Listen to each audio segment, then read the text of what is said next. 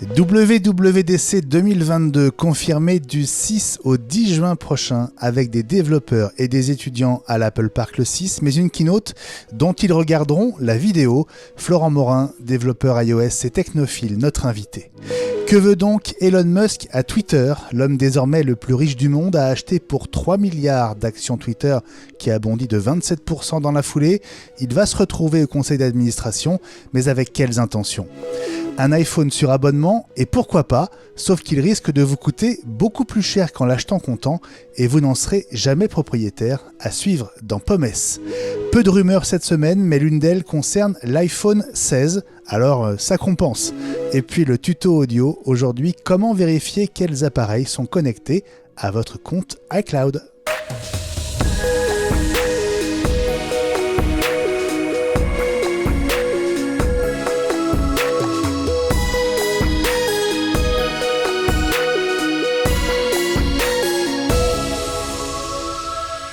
Bonjour à tous, bienvenue à chacune et chacun d'entre vous dans cette iWeek, la semaine Apple, épisode 85.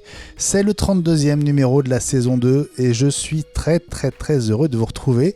On va passer un super moment ensemble à nouveau autour de l'actu Apple. Tout de suite, une pensée pour notre jeune retraité, oui je parle d'Eli Abitbol, qui s'est cassé l'épaule le premier jour du reste de sa vie en voulant faire du kitesurf dans son salon. Et oui, c'est ça les Niçois. Non, je plaisante. Eli, on pense à toi. Ne fais pas trop de folie de ton corps en ce moment. On préfère, comme ça, tu pourras être vite de retour parmi nous. Autre absent excusé, François Le Truédic pour cause de déménagement. Alors François, bonne signature, bon carton et bon transbahutage. Eux n'avaient pas d'excuses, alors ils sont là et heureusement pour moi. Salut à vous, salut les garçons, salut Gilles Dounès.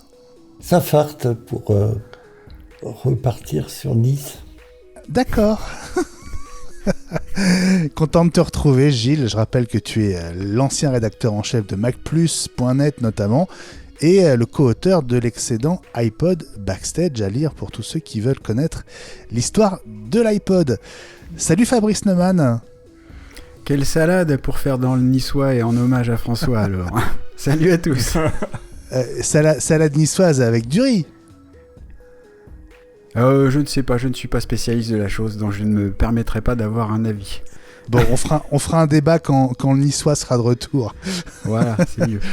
Bon, Fabrice Neumann, mentor en technologie. C'est exact. J'ai essayé de faire en sorte que les gens comprennent un peu mieux la technologie, qu'ils soient autonomes avec. Il y a du boulot. Bon, on te retrouve sur ton site ? Et oui, sur mon site pro-fusion-conseil au pluriel.fr. Voilà, vous savez tout sur Fabrice, il va encore égayer ce numéro d'iWeek. Et puis, il est également des nôtres aujourd'hui. C'est son 3e passage, je crois, dans iWeek, la semaine Apple, le podcast. Et c'est toujours un plaisir de t'accueillir. Bonjour Florent Morin. Salut. Oh, salut. Faut que je reprenne le coup du bonjour en vulcain. Ouais. Comment vas-tu, Florent ? Bah super, écoute, super, et ça va encore mieux depuis hier, depuis l'annonce de la WWDC. Eh ben oui, on imagine. Alors, je rappelle, morin-innovation.com, c'est ton site. On te doit l'excellent bouquin de l'idée au succès qui a été édité par MacG. Tu es technologiste, tu connais très bien Apple, ses produits et ses OS, puisque tu es aussi développeur. Alors, effectivement, Florent, la WWDC 2022, elle est confirmée depuis quelques heures. Elle aura lieu du 6 au 10 juin. On va y revenir en détail dans quelques minutes, mais tout de suite, comme ça, ton sentiment, en quelques mots, à exactement 2 mois, moins 1 jour, de cette nouvelle dub et de la keynote du 6. Bah écoute, les premiers éléments donnent vraiment l'eau à la bouche. Et on attend d'en voir plus parce qu'il y a, entre le matériel qui est arrivé et tout, il y a vraiment quelque chose de très prometteur. Ah bon, super. Alors on va en reparler avec toi évidemment tout à l'heure. On va aussi parler de l'événement de la semaine. Alors il ne concerne pas directement Apple, mais c'est une énorme secousse tectonique sur la planète GAFAMT. J'ai mis un T à la fin, un T comme Twitter, avec ce qui ressemble à un mini coup d'état. Elon Musk dégaine 3 milliards de dollars, prend 9,2% du réseau social et se retrouve au board en 24 heures. Gilles, ça nous concerne quand même un petit peu, non ? Oui, au bord de la crise de nerfs même, dans la mesure où c'est quand même un des réseaux sociaux les plus privilégiés maintenant que Facebook est en train l'étoile de Facebook est en train de pâlir, et puis il y a un compagnonnage qui est ancien entre Apple et Twitter. On va évidemment en reparler dans un instant, Gilles, Fabrice, Florent. Gilles, puisque je te tiens, ton focus cette semaine, tu vas zoomer sur un photographe, mais pas n'importe lequel. Oui, c'est un jeune photographe de 13 ans qui s'appelle Anthony Schmidt et qui souffre de troubles de la sphère autistique et sur lequel Tim Cook a mis un petit coup de chapeau à l'occasion de la journée mondiale de sensibilisation aux troubles de la sphère autistique, à l'autisme, le 2 avril dernier. Bon, on va en reparler tout à l'heure. Dans ton focus de la semaine, Gilles, Fabrice, si je te dis Face ID sous l'écran, est-ce que ça t'excite ? Ah, ça me ferait plaisir, parce que d'autant plus que moi je fais partie de ceux qui n'ont pas réussi à se faire à l'encoche sur l'iPhone 10 et les suivants. Je trouve ça toujours horrible et pas pratique. Donc tout ce qui pourra permettre de réduire la surface prise par cette encoche, voire la faire disparaître, j'attends ça avec impatience. Bon, en tout cas, c'est l'une des 3 rumeurs de la semaine et on va quand même évoquer l'iPhone 16 tout à l'heure, alors cramponnez-vous. Bon, je vous rappelle les bonnes adresses si vous aimez iWeek. D'abord, patreon.com/iWeek, c'est le moyen de nous soutenir financièrement à partir d'1,50€ par épisode. Merci à tous nos contributeurs et contributrices. Rejoignez-les, aidez-nous à continuer iWeek et puis à le développer. Donc une seule adresse à retenir, patreon.com/iWeek. On compte évidemment sur vous. Pour nous suivre aussi sur les réseaux et sur Twitter, followez-nous sur @iWeekNews et utilisez le hashtag iWeekLSA, LSA comme la semaine Apple, pour échanger, dialoguer, réagir avec nous entre 2 épisodes. On est à votre écoute et on adore cette interaction. Et puis si l'actu Apple vous passionne, eh bien vous avez iWeek, mais vous avez aussi notre podcast quotidien. C'est i5, c'est le premier du genre, un podcast quotidien. 5 grosses minutes, les 5 infos essentielles des dernières 24 heures. Pour moins de 5€ par mois, ça fait plus d'une 20aine d'épisodes. Abonnez-vous sur Spotify et Apple Podcast. Et là aussi, rejoignez la communauté des abonnés à i5. Dans une poignée de minutes, la Dub 22, tout ce qu'on sait, ce qu'on peut en attendre avec Florent. Mais d'abord Twitter, et on cherche le nom de la mouche qui a piqué Elon Musk. A tout de suite. Elon Musk satellise Twitter en devenant le premier actionnaire du réseau social avec 9,2% des parts, loin devant les 2,3% du fondateur Jack Dorsey. Le CEO de Tesla et de SpaceX a mis 3 milliards de dollars sur la table. Quelques heures plus tard, le nouveau CEO de Twitter, Parag Agrawal, a annoncé qu'il lui proposait de siéger au conseil d'administration. Dans la foulée mardi, l'action Twitter a gagné plus de 27%, mais le bad buzz a aussi commencé, les premiers utilisateurs annonçant qu'ils quittaient Twitter à cause de l'arrivée d'Elon Musk, en parlant de la fin d'une époque. Alors c'est ce dont on va discuter ensemble. D'abord, on va faire un premier tour de table. Votre réaction à cette annonce de l'arrivée d'Elon Musk au capital de Twitter, est-ce que ça vous a étonné à la fois dans la forme et sur le fond ? Fabrice ? Étonné, j'en sais rien. Elon Musk fait partie de ceux qui ont vraiment besoin, semble-t-il, d'être sous les feux de la rampe. Il en a les moyens, donc il peut sortir 3 milliards de dollars pour faire bouger les caméras vers lui, mais aussi pour faire bouger les choses. On verra s'il arrive à faire quelque chose sur Twitter. Alors je pense qu'il faut aussi faire attention à la différence entre ce qu'il exprime publiquement et puis ce qu'il veut faire réellement. Il se pose en défenseur des droits du tweetos en voulant annoncer et pousser, on en reparlera, l'adoption, enfin, la création d'une fonction d'édition et de correction de ses tweets. Est-ce qu'il a d'autres raisons d'agir ? Je pense qu'on le verra plus tard, mais qu'on ne les connaît pas encore aujourd'hui.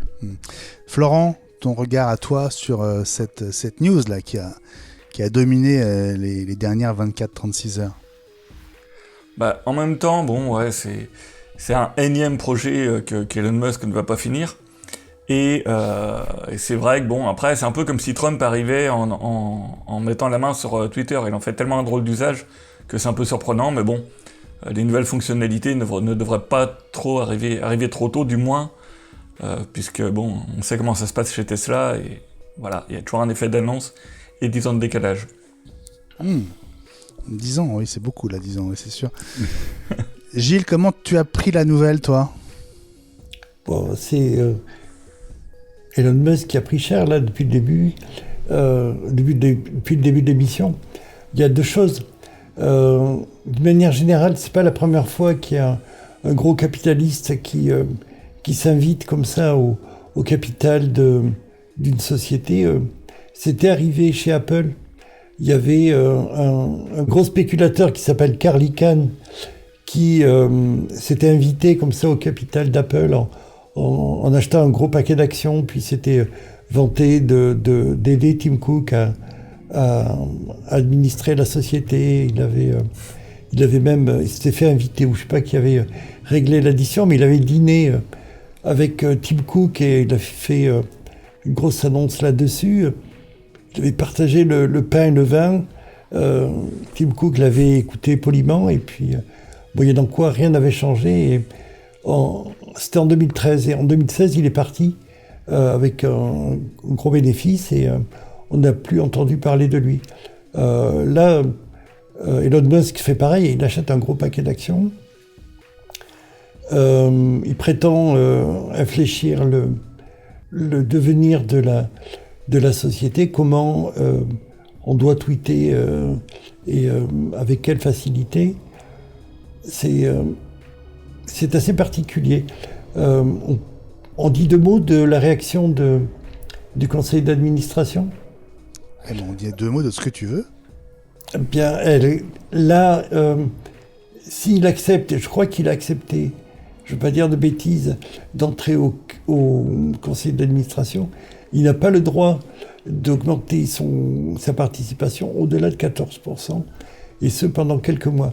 Du coup, il va pouvoir dire ce qu'il pense à la table du conseil, très bien, mais il ne peut pas essayer de prendre la société comme, par exemple, un gros capitaliste prédateur a pu le faire de Vivendi, par exemple, y compris en étant minoritaire. Donc c'est un peu une assurance que prend Parag Agrawal. Et ça, c'est du court terme. C'est quand même du court terme. C'est du court terme, mais il y a 6 mois ensuite pendant lesquels il ne peut pas bouger. C'est peut-être le temps de voir qu'il va se casser les dents. D'autres, il peut blinder au niveau des autres membres du conseil d'administration, même si Elie nous le disait tout à l'heure, 2 d'entre eux ont déjà claqué la porte. C'est quand même assez étonnant parce que Elie nous racontait que quand Musk a annoncé son investissement, il avait renoncé au droit de vote. En tant qu'actionnaire. Oui, et là, il se retrouve au conseil d'administration. Il a une voix parmi d'autres. Et, il peut faire valoir son opinion. Les autres peuvent l'écouter poliment. Et c'est la majorité du conseil, du board qui décide, quoi. Comment est-ce que vous expliquez l'intention d'Elon Musk ? Fabrice, tu disais qu'il aime bien faire parler de lui, en gros, tout à l'heure. Bon, il a plein de manières de le faire, donc pourquoi est-ce qu'il a choisi celle-là, à ton avis ? Pourquoi Elon Musk choisit ça ? Alors, je pense que déjà il est très à l'aise avec Twitter. Ça a l'air d'être un environnement assez naturel pour lui, donc peut-être que c'est juste ça. Le fait est qu'il c'est aussi un bon investisseur, donc Gilles le rappelait tout à l'heure. Il dépense 3 milliards et il aurait pu en sortir 6 quasiment le lendemain. J'exagère un peu. Donc là, il peut plus parce qu'il est au conseil d'administration. Ça a l'air d'être un endroit où il se plaît, donc s'il pense qu'il peut l'améliorer... Alors Florent était tout à l'heure assez moqueur. on peut pas enlever à Elon Musk d'être capable de mener à bien certains projets. Hein. Rappelons qu'il a été le créateur de PayPal aussi. Alors il l'a créé, il l'a vendu, il a fait plein d'argent et puis il a fait autre chose. Il a créé des voitures électriques Tesla, elles sont en vente. Donc il fait des promesses qui parfois tient sur... je vais encore m'attirer les foudres d'Eli pour ce qui est de la conduite autonome, c'est pas encore ça. Mais enfin, c'est pour l'instant... Il les vend, ces Tesla. Il les vend et il en vend de plus en plus. Ouais. Tesla était là avant lui. Tesla était là avant Elon Musk. Enfin, c'est depuis qu'il est au volant, si j'ose dire, qu'on en parle et que ça se développe vraiment et qu'il a fait bouger le marché des batteries, etc. Donc, il envoie des fusées pour alimenter la station spatiale. Enfin, on peut pas dire que ces projets n'arrivent pas au bout quand même, et en tout cas qu'il ne fait rien. Donc, est-ce que et dans notre petit monde de la techno, parce que là pour le coup, je trouve que Twitter c'est beaucoup plus petit, même si en envergure, je veux dire. Mais ça fait beaucoup d'utilisateurs de Twitter demandent notamment ce bouton d'édition des tweets. Est-ce qu'il arriverait à faire bouger Twitter même en n'ayant qu'une seule voix au conseil d'administration? Ce serait intéressant à voir, parce que ça fait des années qu'on le demande et que Twitter ne réagit pas.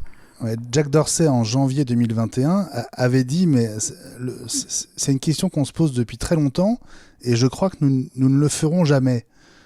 Parce que on a l'impression que c'est tout bénef de mettre un bouton d'édition, mais en fait, ça pose plein de problèmes, Fabrice. Ah, ça en pose plein.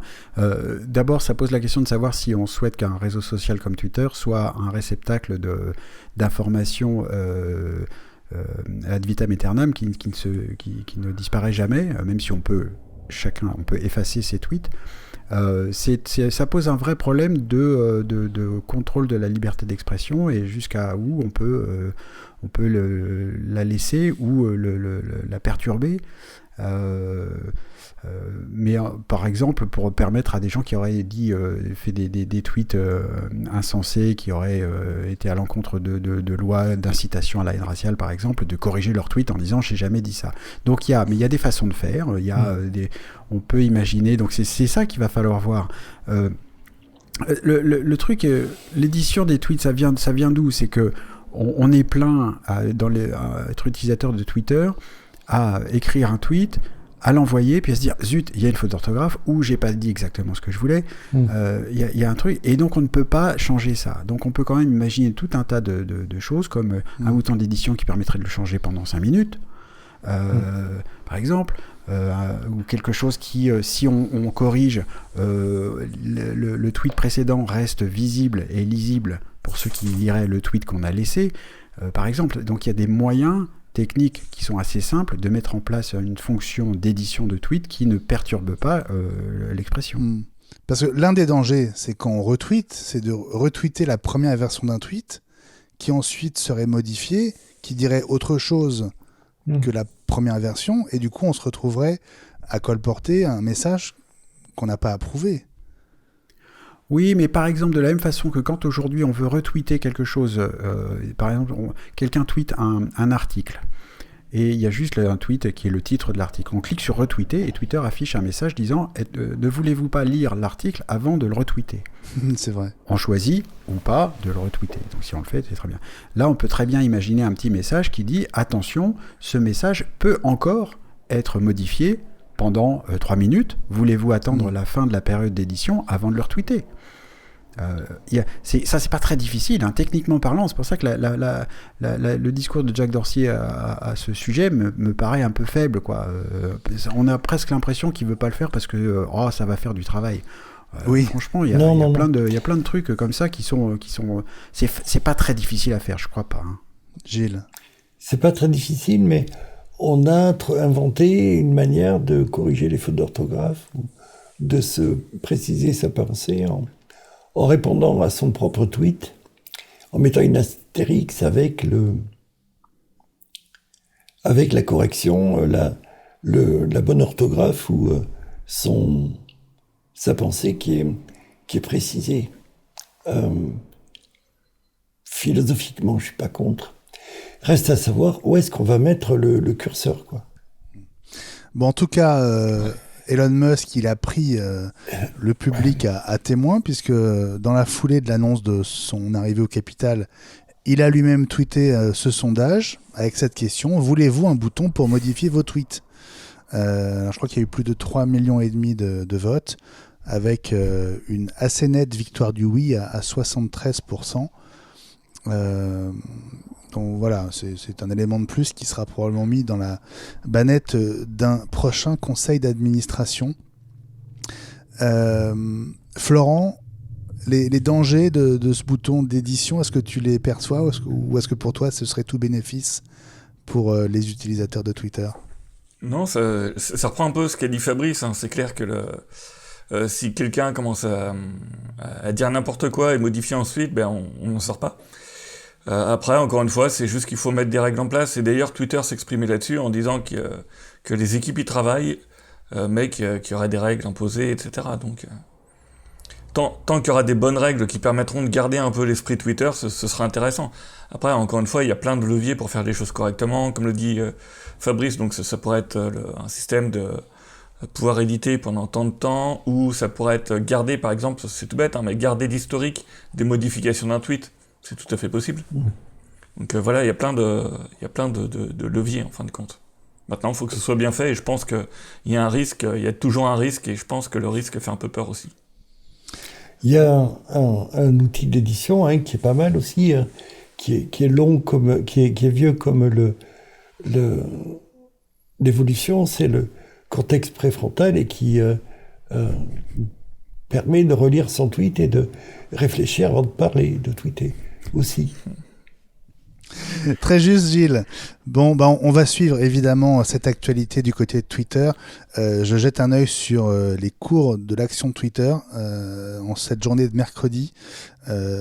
Grosse baisse sur le Nasdaq, puisque Apple perd 2%, mais il y a des baisses de 8, 9, 6%, donc c'est pas une très bonne journée. L'action Twitter est la seule à gratter un petit peu, à près de 1% de gain pour l'instant pour l'action Twitter. Donc il y a toujours un effet Elon Musk pour l'instant à la bourse. On se retrouve dans un instant avec cette confirmation de la WWDC 2022 qui aura bien lieu au mois de juin. On en parle avec Florent Morin et la Team iWeek. À tout de suite. On vous l'avait dit la semaine dernière, ici, et c'est confirmé depuis mardi soir, la WWDC 2022 aura bien lieu. Ce sera du 6 au 10 juin prochain, avec une keynote le 6, une conférence mondiale des développeurs pour la 3e année consécutive, à la fois entièrement en ligne et entièrement gratuite, mais avec un peu d'hybride, puisqu'un nombre limité de développeurs et d'étudiants pourra assister physiquement à la journée du 6 juin, à l'Apple Park.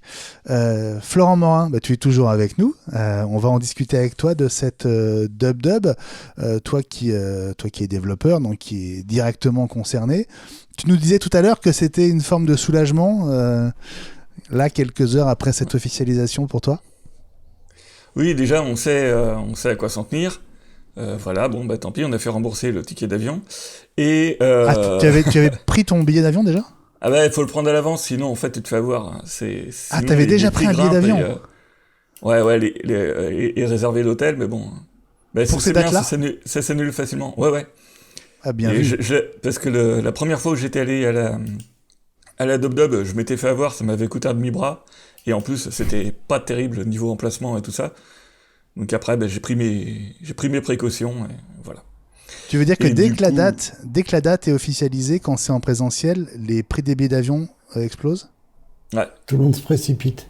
Eh oui. Ouais. Et puis, il y a aussi d'autres conférences à côté, donc généralement c'est synchro, parce qu'en fait, t'as la Dub, mais pour ceux qui n'ont pas droit au ticket, t'as la Alt, t'as une Alt Conf, je crois, je sais plus exactement quel est le nom, et en fait c'est une conférence alternative de la Dub pour les développeurs iOS. Donc en fait, tous ceux qui ne sont pas reçus à la loterie peuvent aller là-bas, c'est juste à côté. Loterie, parce qu'on le rappelle qu'en présentiel, il y a un tirage au sort pour avoir le droit de payer sa place, en fait, pour aller à la conférence officielle. Mais ça veut dire que tu avais espoir cette année qu'elle ait lieu en présentiel ? Oui, parce qu'en fait, j'avais regardé un peu sur le site, parce que si tu veux, quand t'es accro, tu y es jusqu'au bout, et j'avais regardé sur le site de San José, le site du palais, pas le palais des congrès, mais la salle, ouais. la grande salle qui réserve à chaque fois. Et c'était marqué en gros We are back, et en fait il permettait d'organiser des événements sous réserve que tout le monde soit vacciné, sous réserve d'avoir des masques et sous réserve de faire un test chaque jour. Donc je me dis les conditions sont quand même assez drastiques, donc peut-être que pourquoi pas. Mais en fait non.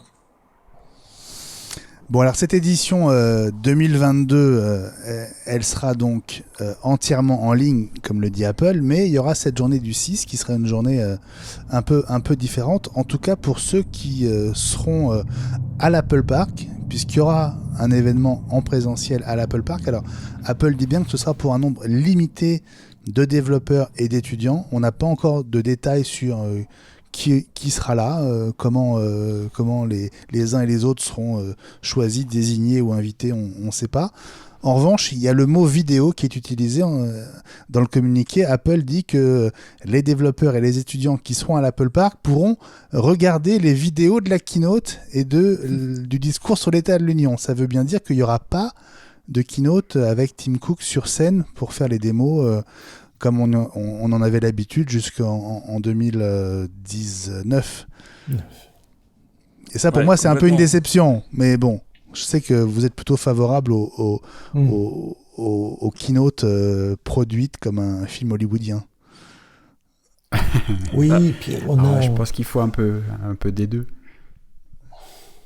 Florent, c'est quoi ta préférence, toi ? Honnêtement, honnêtement, dans la Dob, le plus intéressant, c'est pas spécialement le show, en fait. En tant que développeur, c'est plutôt d'aller à la rencontre des ingénieurs, etc. Bien sûr. Donc, ouais, c'est pas le show, c'est une chose, c'est chouette, hein, mais bon, c'est pas... moi, je suis pas spécialement dans le fanatisme absolu, c'est plutôt vraiment pour aller rencontrer les développeurs et apprendre plein de choses. Donc, l'un ou l'autre, ça m'importe assez peu. Alors, tu disais tout à l'heure que ce qui s'annonce fait super envie. À quoi tu pensais en disant ça et quelles sont les indications ou les suppositions sur lesquelles tu t'appuies ? J'ai plus que des suppositions, parce qu'en fait, j'ai publié un article sur MacG il y a quelques temps sur... en prévision de DubDub sur ma Swift 5.7. Donc déjà, les premières nouveautés de Swift 5.7 qui s'annoncent. Donc à savoir Swift Concurrency qui va passer la 2, avec notamment... Rappelle pour ceux qui ne savent pas ce que c'est que Swift. Ah oui, pardon. Donc en fait, Swift, c'est le langage de programmation qu'utilisent les développeurs sur les plateformes Apple. Donc sur l'ensemble des plateformes, c'est le même langage. Il faut dire que ça a été inventé par Apple. Ah oui, ça a été inventé par Apple, ouais. Et tout le monde s'en est emparé après. Ouais. Et en fin de compte, ils ont apporté beaucoup de nouveautés dans la gestion du multicœur avec Swift Concurrency. Donc ça tombe bien, dans la foulée, ils ont sorti des Mac avec je sais pas combien de dizaines de cœurs, etc. Et ils avaient anticipé les choses. Mais finalement, c'est toujours comme ça que procède Apple. D'abord préparer les développeurs et après sortir le matériel, parce qu'il y a toujours un vrai décalage temporel. Parce qu'il faut du temps pour développer et je sais de quoi je parle. Et là, l'autre grosse nouveauté qu'amène Apple et qui montre un peu son ouverture vers les entreprises, c'est la possibilité de faire du calcul distribué directement dans Swift Concurrency. C'est-à-dire qu'en fait, le calcul distribué, c'est quoi ? On utilise plusieurs machines pour effectuer une opération, de n'importe laquelle, d'apprentissage automatique, admettons, vu qu'Apple est bien calé là-dedans. Et donc déjà, si on l'utilise en multicœur, ça permet d'utiliser tous les cœurs d'une seule machine, mais en calcul distribué, on utilise tous les cœurs de plusieurs machines. Et donc c'est comme si on avait une énorme app distribuée sur plein de machines. Et si c'est géré au niveau langage, le développeur n'a pas à se casser la tête à le gérer. Et en plus, Swift Concurrency a optimisé l'utilisation des ressources. C'est-à-dire qu'en fait, ils essayent tout simplement de solutionner un problème qui casse la tête des développeurs dans tous les domaines depuis toujours, c'est la gestion correcte de l'utilisation de plusieurs cœurs. Parce que ce qu'il faut savoir, c'est que, je vais prendre un exemple de machines beaucoup plus grosses, les supercalculateurs comme Météo France et autres par exemple, ils ont des multitudes de cœurs, mais à chaque génération, peut-être qu'ils vont, admettons, faire x2 en nombre de cœurs, mais pour autant, ils vont peut-être augmenter les performances de 5 ou 10%. Maximum. Parce qu'il y a un problème à la fois de gestion du multi-cœur, etc., côté développeur, et à la fois un problème de gestion des ressources. Et Apple a déjà présenté leur manière de gérer ce problème-là l'an dernier. Je suppose qu'ils sont allés encore plus loin, et si ça fonctionne, ça va révolutionner la gestion des opérations multi-cœur en informatique de manière générale. Parce que leur procédé est tout simplement génial. C'est énorme ce que tu dis entre cette façon d'utiliser la mémoire vive de façon centrale, de pouvoir grouper les processeurs entre eux de manière physique, rajouter des cœurs sur les puces à la demande, et puis là, ce que tu décris en calcul distribué, je rêvais de ça en 2003 pour le successeur du G4. Et là, potentiellement, s'ils font le même saut qualitatif avec le Mac Pro qu'ils ont fait avec le Mac Studio, potentiellement, ils peuvent s'attaquer aux serveurs et faire des clusters. Enfin, c'est un truc de folie. C'est phénoménal.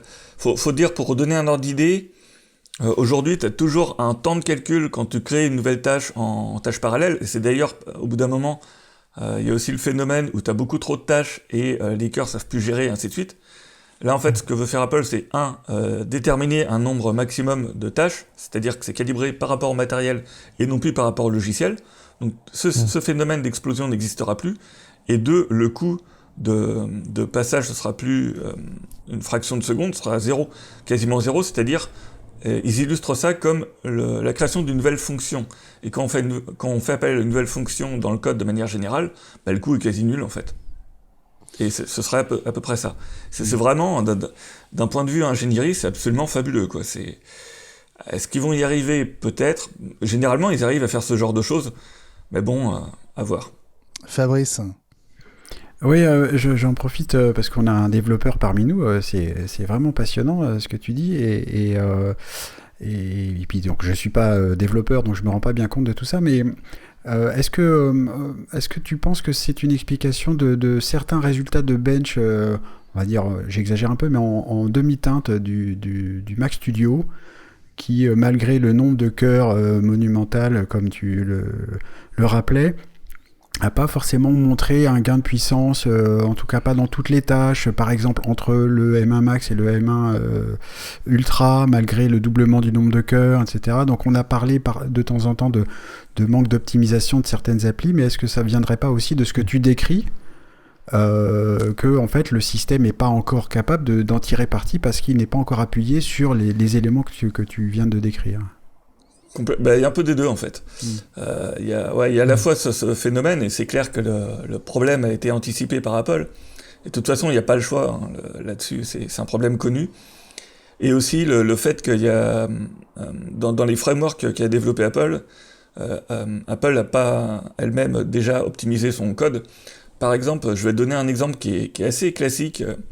C'est donc l'exemple de CoreML, qui est donc le framework d'utilisation qu'on utilise pour faire de l'apprentissage automatique sur les technologies Apple. Entre la version qui est sortie avec la génération iOS 13 équivalent côté Mac et iOS 14, entre les deux générations, les performances, ça a été x2, sans bouger une ligne de code. Tout simplement parce que côté framework, Apple a vraiment optimisé son matos. Et je pense que ce phénomène va s'accentuer, et Apple a toujours fait ça. Ils font toujours du matériel qui est sous-exploité, et vaut mieux ça plutôt que de l'obsolescence en fait. C'est quasiment le procédé inverse de l'obsolescence. C'est-à-dire que tu arrives avec un matériel qui est prêt pour les usages futurs. Et c'est là où c'est assez sympa, quoi. Ça veut dire que on peut dire quasiment à coup sûr que le Mac Studio sera de plus en plus performant. Impressionnant. Voilà. Au niveau du matos, est-ce que tu as des attentes pour cette dub? Ça fait plusieurs semaines qu'on en discute entre nous et on n'est pas forcément toujours du même avis. Est-ce que tu vois un ou plusieurs nouveaux Mac présentés dans 2 mois? Ouais, je vois clairement un Mac Pro, ça c'est indiscutable. Et pour toi, c'est une certitude? Ouais, sûr. Dans les prochains mois, pour moi, c'est sûr. Après, pour le reste, je sais pas. Je pense qu'il y aura un renouvellement de gamme en fin d'année sur le MacBook Air, en fait, qui adoptera un nouveau design. Je pense qu'on aura droit à un M2, mais un M2 qui serait juste une amélioration avec quelques optimisations des puces pour gérer plus de fonctions de machine learning ou de traitement vidéo, par exemple. Donc voilà, mais ce serait juste une évolution technologique, on va dire, et pas forcément une augmentation des performances fulgurantes. Après, bon, je suis pas dans les petits papiers d'Apple, mais ce serait assez logique par rapport aux évolutions précédentes, en tout cas. Est-ce que tu crois encore à un iMac grand écran, qu'on l'appelle Pro ou 27 ou 30 Je sais pas. Honnêtement, je sais pas. Peut-être, hein, ce serait pas... Peut-être, mais j'en suis pas certain, en fait. Bon, Je pense qu'aujourd'hui, c'est plutôt le Mac Studio avec l'écran qui va avec. Ouais. Et justement, le Studio Display, t'en penses quoi, toi? Pas mal, dommage qu'il fasse pas du 120 Hz. Ouais. Voilà. Fabrice pense que c'est pas son seul défaut, mais... On va pas recommencer la liste, ça sera trop long. Mais par exemple, toi, tu en as commandé ou tu vas en commander un ou pas? Non, mais en fait, je travaille souvent juste avec mon MacBook, comme ça. Et ça me va bien, quoi. L'écran est super. Et... Ouais. Puis j'aime bien parce que ça me permet, en fait, du fait d'avoir un petit écran, ça me permet d'être plus focus. Alors cette DubDub 2022, elle sera évidemment destinée aux développeurs, mais aussi aux étudiants. Et petit rappel, hein, si vous êtes étudiant, vous avez jusqu'au 25 avril, 8h59 du matin heure française, pour participer au Swift Student Challenge en soumettant le projet d'app de votre choix réalisé en anglais uniquement, attention, soit avec Swift Playground 4.02, soit avec Xcode 13.3. Voilà, bon, à gagner, c'est pas dingue, hein, des sweatshirts ou des blousons WDC 2022, des pins, un an d'abonnement gratuit au programme développeur Apple. Bon, c'était toujours ça de prix. C'est important la SAP, Benjamin. Ah, bien sûr, c'est important. Quand t'es étudiant, t'as oublié. Mais non, bien sûr. Et puis bon, c'est collector, donc forcément c'est important. Et puis surtout, les gagnants ont leurs photos sur le site d'Apple. Ça, je pense que ça vaut une partie de l'or du monde, si ce n'est tout, parce que... Donc je suis désolé, Florent, tu vas pas pouvoir participer, tu es légèrement trop âgé. Ah oui, ouais. Tu as eu ton diplôme depuis plus de 6 mois, je crois, donc... Ouais, c'est ça. Bon, en tout cas, on sera évidemment au rendez-vous de cette DubDub dès le 6 juin pour la keynote, et puis pendant les 5 jours qui suivront. On te retrouvera peut-être à cette occasion-là, d'ailleurs, Florent. Bah ouais, carrément. Moi, je serai de toute façon, j'ai pris ma semaine et je vais tout suivre. Je vais avaler un maximum de sessions, prendre des rendez-vous avec les ingénieurs, faire tout ce qu'il faut faire pour capitaliser un maximum sur cette belle semaine. Et puis, je vais aussi rédiger plein d'articles pour MacG. Bon, bah génial. C'est voilà. Dans moins de 2 mois, alors ça va arriver très très vite. Juste question comme ça, est-ce que vous pensez qu'il y aura une autre keynote d'ici là? Celle-là sera vraiment consacrée à Swift. C'est le logo de l'invitation. À l'intérieur, c'est le logo de Swift. Et j'ai cliqué sur le communiqué d'Apple sur Swift Playground. Et c'était le même logo avec le même dégradé de couleur. Et à l'intérieur, c'était un bonnet de graduate dans les universités anglaises et américaines. Donc vraiment, le focus sera mis là-dessus. Bon, t'as pas répondu à ma question. Je laisse la porte ouverte. Escroc. Il met pas de pièce ni n'en enlève une. Fabrice. Moi, je mets une pièce sur le fait qu'il n'y en aura pas. Je pense pas. Il y a eu déjà tellement d'annonces. Et puis, rappelons-nous, à la fin de l'événement du 8 mars, donc John Ternus a dit, bon, il reste plus qu'une seule machine qui n'a pas fait la transition, c'est le Mac Pro, mais c'est pour une autre fois, un autre jour. Je pense que c'est vraiment la préparation de la WWDC. Et puis, tout ce que vient de dire Florent aussi... Et comme l'a rappelé Gilles, le fait qu'ils vont travailler donc sur tout ce qui est multi-chose dans Swift, c'est aussi une préparation de ce Mac Pro qu'on attend encore plus multicœur que le Mac Studio, qui du coup, moi ce que j'en tire comme conclusion, c'est qu'ils vont probablement nous présenter le Mac Pro, probablement, forcément, là, nous présenter macOS 13 et nous dire le Mac Pro sera disponible au moment de macOS 13 parce que c'est dans macOS 13 qu'il y aura tout ce qu'il faut pour tirer parti des 78 cœurs de calcul qu'il y aura dans le Mac Pro. Et donc d'ici là, il n'y aura rien d'autre, quoi. Ou peut-être un communiqué de presse pour dire qu'il y a des AirPods 2,5 et puis c'est tout. Florent, tu y crois, toi ? Ouais, non, c'est clair que, et s'il y a du matériel qui est présenté, ouais, ce sera à la dub, et par contre, peut-être plus de matériel qu'on l'imagine, peut-être, écoute, je serais pas fermé à recevoir un kit de développement de lunettes de réalité augmentée, le logiciel est prêt, et Apple, il lui manque juste le matériel pour une fois, donc voilà, je pense que c'est je sais pas si ce sera cette année ou l'année suivante ou quoi, mais ça risque de taper très très fort parce qu'ils sont vraiment très très près sur tout ce qui est réalité augmentée au niveau software. Donc ça peut être assez énorme. Pour toi, c'est potentiellement possible le 6 juin, ce fameux kit ? Ouais, un kit de développement qui aura une durée de vie d'1 an, ouais. Avec parce que vraiment au niveau soft, ils sont au niveau soft, ils sont déjà très très bons. Au niveau matériel, même sur des iPhones, ça fonctionne quand même vachement bien. Mais après, c'est Apple, donc ils se mettent toujours à la barre un peu plus haut. Par exemple, les effets de lag ou ce genre de choses, ils laisseront pas passer. Alors que tous les autres laissent passer. Si tu fais 2 heures d'Oculus, t'es malade comme un chien, mais ça pose pas de problème à Facebook, quoi. Bon, on va suivre tout ça. Merci beaucoup, Florent, de nous avoir éclairé. Tu restes évidemment avec nous pour la suite de cet épisode. On se retrouve dans une poignée de secondes avec les news de la semaine. C'est Pommes.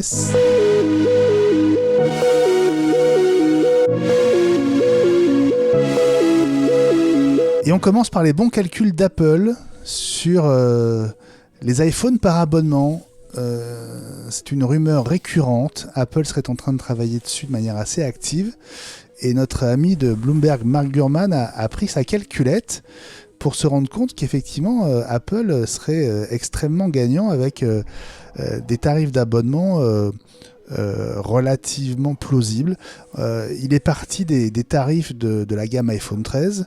Il est aussi parti sur des tarifs d'abonnement à 35, 45 et $50 par mois. Et il a comparé ce que ça coûterait sur un an avec le prix de vente au comptant de l'iPhone 13, de l'iPhone 13 Pro et de l'iPhone 13 Max. Pour l'iPhone 13, en magasin, c'est $799 à partir d'eux. Avec l'abonnement, Apple empocherait $1 260 sur un an. Dans le cas de l'iPhone 13 Pro, $999 pris en Apple Store, $1 avec l'abonnement. Et pour le Pro Max, $1 099 en Apple Store et $1 800 avec un abonnement. Sachant qu'en moyenne, un utilisateur d'iPhone change de téléphone tous les 3 ans. Si on prend même le moins cher, l'iPhone 13, là, $799 tous les 3 ans contre $1 260 par an. Ça fait une grosse différence, tout ça pour un téléphone qui ne vous appartient jamais. ça c'est la cerise sur le gâteau des bénéfices d'Apple quand même, parce que là on passerait justement à un autre modèle de vente qui est un modèle de location, comme donc une LOA de automobile, où si on décide de ne pas renouveler la LOA, il faut racheter le reste de la voiture. Et je ne sais pas si là ce serait proposé, mais c'est hallucinant. Et puis moi je reste coincé aussi sur cette idée que c'est ça pousse, Apple pousse donc à renouveler son téléphone tous les ans, en tout cas très souvent, et je trouve que ça va vraiment à l'encontre de son discours écolo, et je suis très gêné par ça. Florent, qu'est-ce que tu penses de cette éventualité d'un iPhone sur abonnement ? Bah, moi je dis pourquoi pas, alors sous deux réserves, si ça inclut du iCloud Plus et si ça inclut du Apple Care, bah déjà t'augmentes le tarif aujourd'hui. Parce que l'air de rien, ces services, ça commence à coûter un petit bras. Et ouais, si c'est un package tout compris, pourquoi pas. Après, c'est d'allocation, certes. Mais si c'est pour être revendu en deuxième vie, c'est pas mal. Il y a beaucoup de conditions. Pour Apple, oui. Parce que si Apple le revend en deuxième vie, pourquoi pas. En termes d'impact écologique, c'est pas mauvais, et ça oblige aussi, si t'es en location, ça oblige à prendre soin de son appareil. Et donc de pas être obligé de changer des pièces, et du coup ça fait un bilan carbone qui s'alourdit un petit peu, etc. Donc faut voir les conditions. Il y a peut-être quelque chose d'assez sain finalement derrière. C'est peut-être je sais pas une responsabilisation d'utilisateur, mais quelque chose comme ça. Gilles ? On a discuté dans i5. Ça va dans une tendance qui est l'usage et plus l'achat. Fabrice a parlé de la voiture. On a même maintenant l'entretien qui est compris.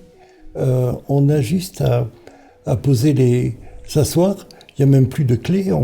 On appuie sur le bouton, on démarre, on prend soin de sa voiture. Et puis tout est pensé pour vous. Et puis comme l'a très bien rappelé Florent, il y a une rumeur qui a couru avec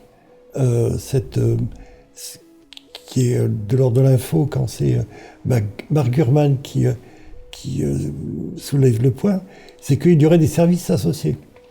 Alors, il y a un troisième point, le dernier, c'est que quand les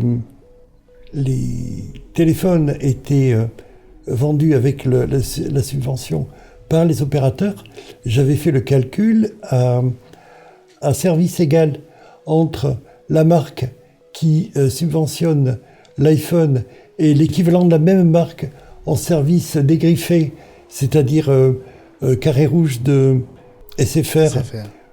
Oui, ou l'équivalent chez Apple ou chez Bouygues, le prix sur 2 ans était à peu près, si on prenait un petit forfait, était à peu près du même ordre. Bon, c'était sur 2 ans et pas sur 1 an, mais il n'y avait pas de service qui était associé outre l'abonnement qu'on payait par ailleurs, quoi. Donc, et je suis d'accord avec Florent également sur la balance écologique, puisqu'il est réinjecté de façon certaine dans le circuit, et non pas, il ne traîne pas dans un tiroir pendant des mois et des années, même si on sait que le marché de l'iPhone, le marché d'occasion de l'iPhone est beaucoup, beaucoup plus vivace que celui d'Android. On va passer à la deuxième news de la semaine, c'est cette languette qui est une petite révolution dans l'iPad Air 5, languette qui facilite le remplacement de la batterie en SAV, a priori pas à faire vous-même, mais Fabrice, c'est le début de la fin après 12 ans de refus de la part d'Apple de réparer les iPads. Oui, alors ça c'est un bon point. Donc les batteries dans les iPhones et les iPads sont collées au reste de l'iPad, au dos en aluminium par exemple, et ce sont des languettes qu'on tire, et ça permet d'enlever les bandes de colle, et ensuite de retirer la batterie une fois qu'on a retiré les multiples vis.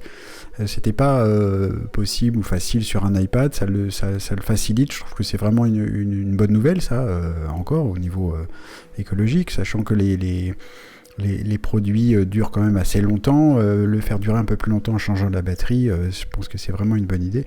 En revanche, effectivement, à ne pas faire soi-même, parce que les écrans sont eux aussi, ils tiennent avec de la colle, c'est très difficile à enlever.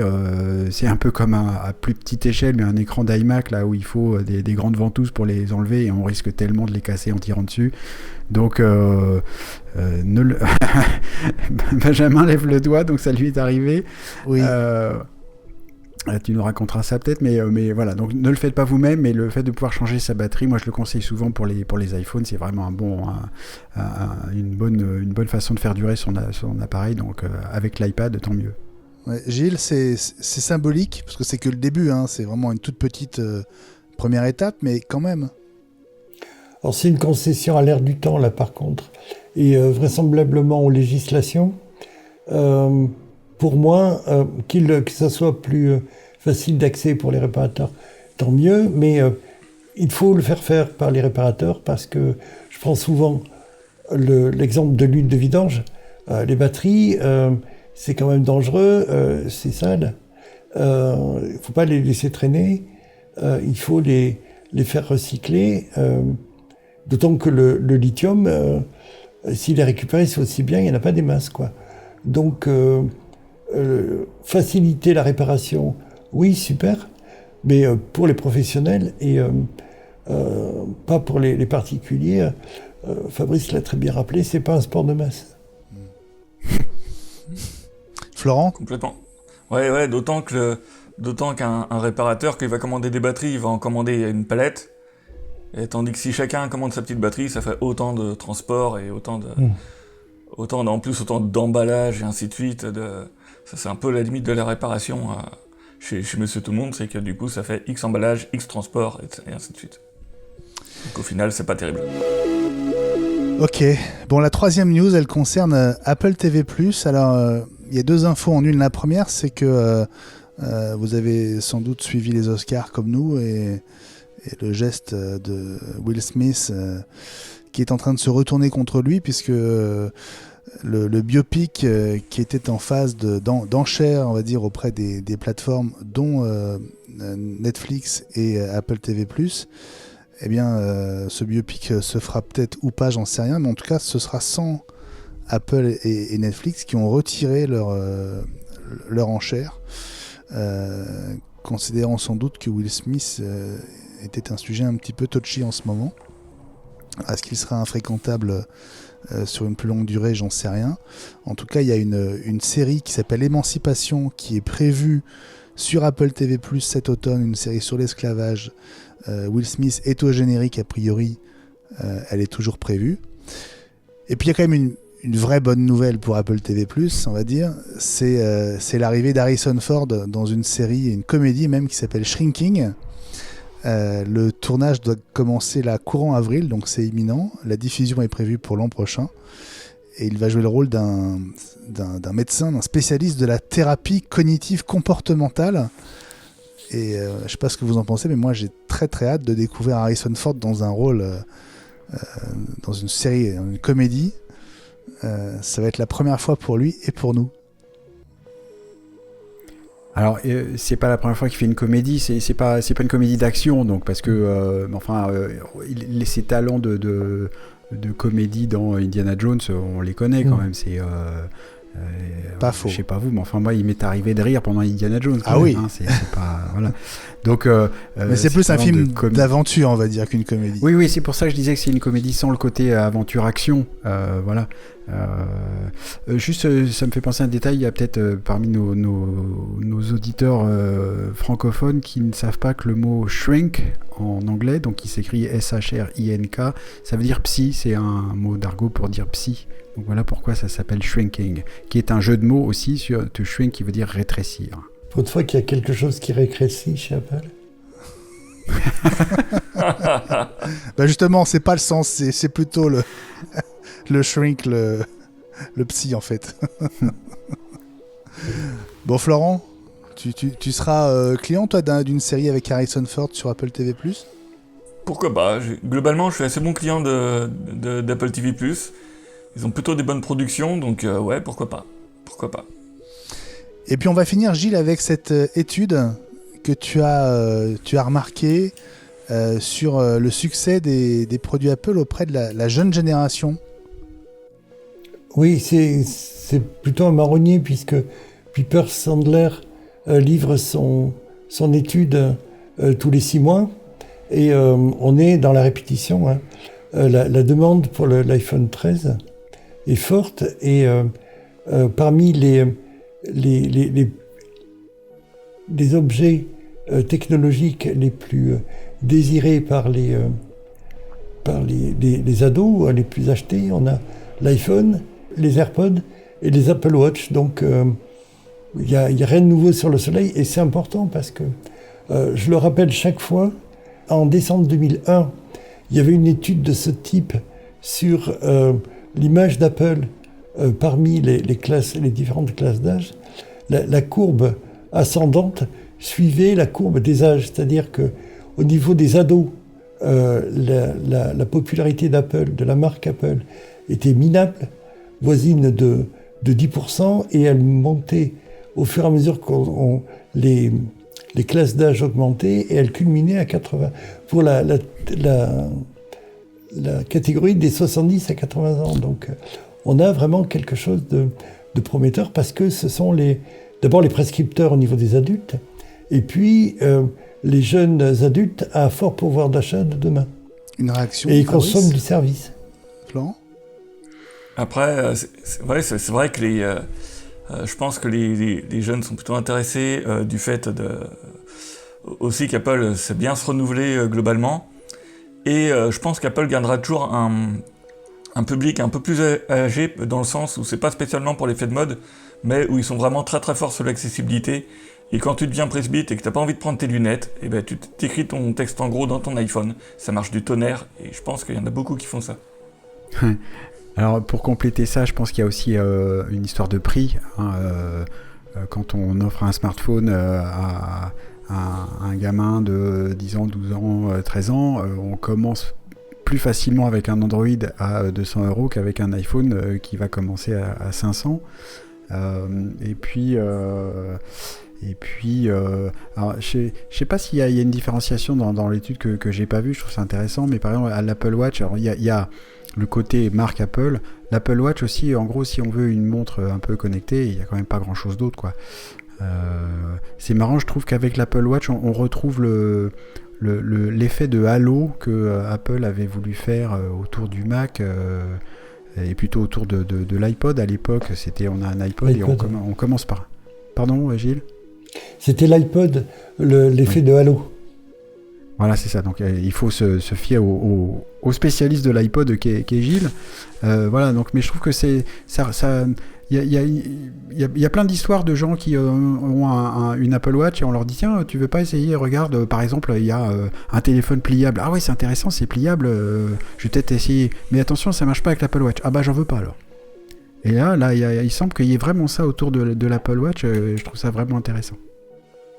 Le chiffre, c'est 87% des 7100 ados qui ont été américains, qui ont été interrogés dans 44 États américains, qui possèdent un iPhone. Donc l'effet de halo, excusez-moi, c'est pour l'iPhone.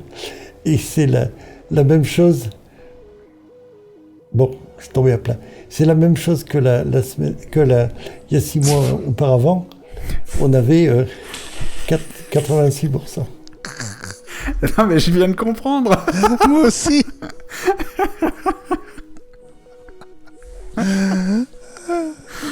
C'est nous qui sommes trop lents, pardon Gilles. Voilà, on est très lents. J'étais en train de me demander si... Bon, merci en tout cas Gilles pour cette news. On marque une toute petite pause et on se retrouve pour les mises à jour de la semaine. Ça va intéresser Florent. À tout de suite. Et c'est donc parti pour une nouvelle séquence de version bêta des OS, n'est-ce pas Florent ? Alors ce sera peut-être la dernière avant la dub, hein, mais les bêta 1 développeurs sont arrivés il y a quelques heures pour iOS, iPadOS 15.5, tvOS 15.5, watchOS 8.6 et macOS montré 12.4. Est-ce que tu as pu jeter un œil à certaines de ces bêtas, Florent ? Oui, j'ai installé iOS 15.5 et il n'y a rien de révolutionnaire. Ouais. Il y a a priori quelques améliorations qui traînent ici et là, mais c'est surtout réservé aux Américains.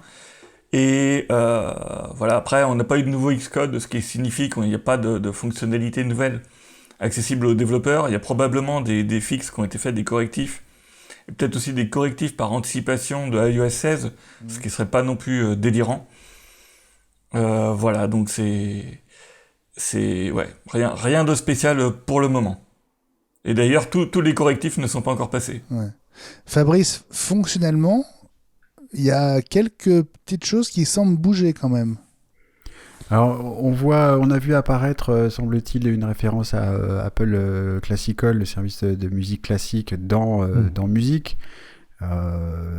Voilà, donc on se rappelle que, et j'ai encore oublié le nom, mais du coup Benjamin va nous le rappeler parce qu'il a déjà fait dans i5, Primephonic. Donc Apple avait acheté ce service spécifique à la musique classique qui va vraiment être intéressant. Au niveau de l'application carte, alors comme disait Florent, ça touche beaucoup les Américains parce que ça touche par exemple le service Apple Cash qui permet d'échanger de l'argent entre particuliers. Il y a quelques améliorations, des choses comme ça, et des changements de nom, donc, et des facilitations pour s'échanger de l'argent. Et puis, on a vu aussi qu'il y a les cartes prépayées qui s'appelait justement iTunes Pass, donc devrait changer de nom pour devenir Apple Pass. Donc c'est sûrement une page qui se tourne, c'est-à-dire que le mot iTunes, le nom iTunes va disparaître. Alors on parlait du effet de Halo tout à l'heure qui est beaucoup passé par iTunes et le fait que ce mot disparaisse petit à petit est quand même assez signifiant dans le changement d'époque. Bon, ça c'était pour les prochaines versions, la bêta 1 pour les développeurs et donc pas encore pour le commun des mortels a priori. Maintenant, vendredi dernier, donc il y a moins d'une semaine, sont arrivées les nouvelles versions officielles en point 1 des OS, donc iOS et iPadOS 15.4.1, tvOS 15.4.1, watchOS 8.5.1 et macOS Monterey 12.3.1. On se disait dans i5, Fabrice, qu'il n'y avait aucune raison de ne pas faire ces mises à jour. Hein. Non, effectivement, c'est on en est à ce moment-là à des correctifs de correctifs. Peut-être que Florent aura plus de choses que nous à nous dire, mais là, on est vraiment en point 1. Il n'y a pas de... Voilà, ça corrige quelque chose. Alors, quelques petites choses qui sont importantes au niveau de l'autonomie de batterie. C'était le cas, donc on avait évoqué ça pour la 15.4, que certains se plaignaient d'une autonomie en baisse sur les iPhones. On avait un peu glosé sur le fait que Apple avait répondu en disant il faut attendre. Alors on rappelle, c'est vrai qu'il faut 2 jours, attendre 2 jours. Il faut toujours attendre 2-3 jours après la mise à jour d'un système sur iPhone notamment, parce que le système doit faire beaucoup de réindexation, des photos, de tout un tas de trucs, et ça consomme de l'énergie supplémentaire par rapport à l'usage normal. Bon, visiblement, il y avait un message caché dans ce qu'a dit Apple. Il faut effectivement attendre 2-3 jours le temps qu'on sorte un correctif. Donc voilà, maintenant c'est fait et vous pouvez y aller. Florent, est-ce que tu as des choses à dire sur ces mises à jour qui sont arrivées vendredi ? Ouais, surtout elle corrige des failles, une faille importante de sécurité qui a priori n'a pas été exploitée. C'est une faille 0 day comme on dit. Et voilà, par contre, j'ai regardé un peu, c'est quand même une sacrée faille. Si potentiellement elle était exploitée, c'est pas terrible. Donc c'est bien de mettre à jour son smartphone régulièrement, surtout en cette période où c'est un peu compliqué. Voilà, ce serait dommage de servir tu veux dire. d'un appareil zombie qui permettrait de faire n'importe quoi. Voilà, bon, donc faites les mises à jour, en tout cas les mises à jour officielles finales qui ont été publiées par Apple à la fin de la semaine dernière. Merci pour ce petit point mise à jour. On se retrouve dans quelques instants pour découvrir un photographe que Tim Cook a mis en valeur il y a quelques jours. Ce sera dans le focus de Gilles. À tout de suite. Le focus de Gilles avec toi, mon cher Gilles Dounès. Tu vas nous faire découvrir un photographe qui s'appelle Anthony Ryan Schmidt. Qui est-il ? Oui, c'est un jeune homme de 14 ans qui est atteint de troubles de la sphère autistique.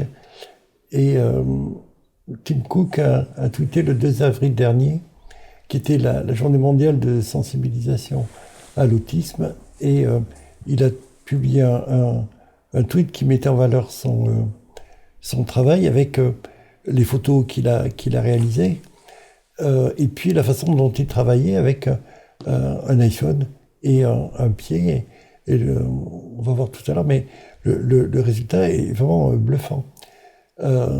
Il photographie des reproductions de voitures miniatures, qu'elles soient anciennes ou modernes, en les mettant en situation dans un décor qui mêle à la fois le décor à l'échelle qu'il fabrique lui-même, et puis l'environnement à taille réelle, avec un rendu vraiment saisissant. Il y a une vraie poésie dans ces clichés, et ça renvoie fréquemment à l'imaginaire de l'Amérique, avec les vieux modèles des années 30, 40 ou 50, ceux de Cars, le film d'animation de Pixar, en train de prendre la poussière au fond d'une vieille grange, ou carrément de rouiller au fond du jardin. Je suis sûr que ça plairait beaucoup à Alex Lenoir, qui était notre invité il y a quelques semaines. Et puis ça marche pour lui, parce que il y a un groupe Facebook autour de son travail qui regroupe plus de 29 000 membres, et il a publié en 2020 un bouquin de 132 pages à partir de son travail, grâce à un projet Kickstarter qui a tout de même réuni plus de 45 000 $, apporté par plus de 700 contributeurs. Et le titre dit tout, Small Cars, Big Inspiration. Alors, on est aux États-Unis. Ici en France, quand on a une passion, on monte une association loi 1901. Là-bas, on monte une petite société qui peut d'ailleurs devenir grande. Et logiquement, quand vous arrivez sur le titre d'Anthony Schmidt, vous tombez sur sa boutique où vous pouvez acheter son livre, des tirages, des cartes postales, des t-shirts ou des calendriers. Et pour Tim Cook et Apple, c'est la même chose. Tim Cook ne s'est pas privé de joindre le hashtag Shot on iPhone à son tweet. Et c'est d'ailleurs sûrement comme ça que l'équipe d'Apple en charge l'a repéré, mais l'essentiel n'est pas là. D'abord, ça fait longtemps qu'il y a des filtres pour transformer une scène réelle en miniature, que ce soit pour une photo, même une vidéo, en floutant dans la périphérie, tout en conservant net le centre de l'image pour simuler la profondeur de champ. Mais ici, c'est l'inverse, et c'est particulièrement futé. Ça montre bien que les troubles de la sphère autistique, c'est pas seulement quelque chose de gênant, un handicap dans la vie courante, mais c'est également une sensibilité et même un style cognitif différent. Et on en vient au deuxième point. C'est bien cette différence sous tous les rapports qu'Apple essaie de mettre en valeur et de prendre en compte, et ce depuis le début. On en a parlé ici déjà, mais il y a quelque chose de fondateur dans la démarche d'Apple. En 1984, ça va te faire plaisir, Benjamin, puisque on va parler de Steve Jobs. Justement, Jobs avait donné une interview où on l'interrogeait sur la démarche à l'origine de la rédaction du premier Macintosh. Il avait répondu que ce que l'équipe attendait avec impatience, c'était de voir dans un an ou deux ce que les personnes entre les mains desquelles on avait mis un Mac auraient fait avec leur machine. Alors ça fait belle lurette que l'iPhone a dépassé la puissance de calcul du premier Mac 128, mais on est là au fondement même de la démarche de la firme à la pomme, quelle que soit la raison par ailleurs qu'on peut avoir de le critiquer. Alors je vous donne l'adresse du site, ouais, anthonyryanschmidt.com. Super Gilles, merci beaucoup pour cette découverte. On va aller découvrir et j'en suis sûr apprécier les photos de ce jeune photographe. Merci pour ce focus. Allez, une courte pause et les rumeurs de la semaine. C'est une petite semaine côté rumeurs, les amis. 3 rumeurs seulement. C'est quasiment le mois d'août. Mais bon, on va commencer. Une fois n'est pas coutume. Sur toi, ça va reprendre dès qu'on va se rapprocher de la WWDC. J'en suis sûr.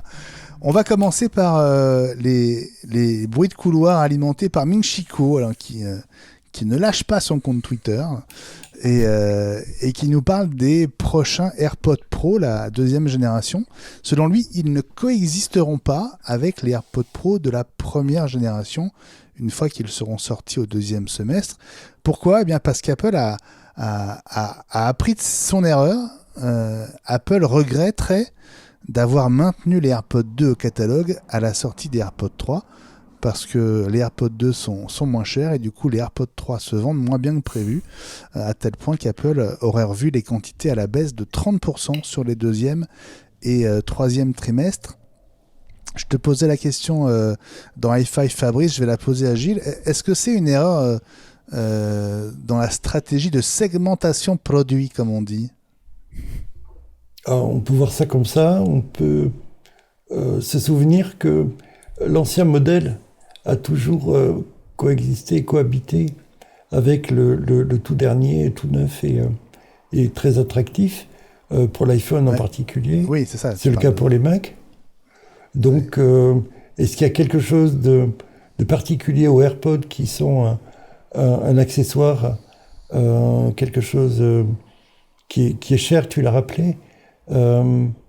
Est-ce que, du coup, comme c'est une nouvelle classe de produits, Apple est en train d'apprendre en même temps qu'il fait, j'en sais rien. Honnêtement, j'en sais rien. Florent, tu faisais une drôle de tête, tu avais l'air surpris quand je donnais cette info, cette rumeur. Ouais, c'est... Qu'est-ce qui t'étonnait ? C'est à voir. En général, quand même, Apple a tendance à laisser un peu ses produits continuer, mais bon, c'est sur 2 générations, quoi, en fait. Au moins sur 2 générations, avoir une version peut-être un peu plus accessible, et peut-être aussi pour écouler les stocks. Mais bon, à voir. Il y a peut-être des bonnes raisons à ça. Fabrice ?